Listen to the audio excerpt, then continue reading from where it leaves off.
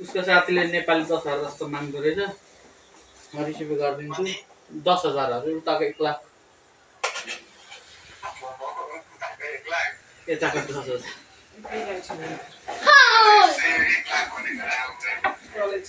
लु यार त मान्छे फी पनि तिर्ने गरी रेन्ट पनि तिर्ने गर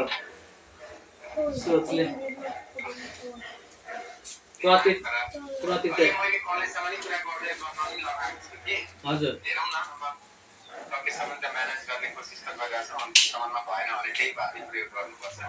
हजुर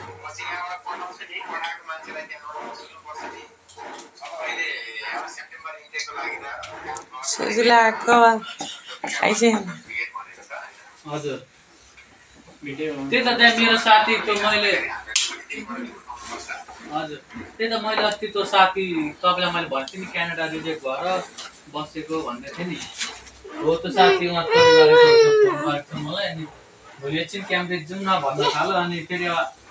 भाइको आउने जस्तो कुरा हुँदैछ अब एकैचोटि भोलि मात्र जाने जस्तो कुरा गरेर फेरि अघि चाहिँ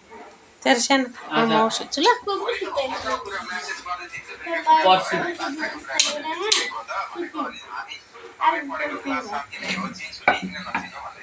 हजुर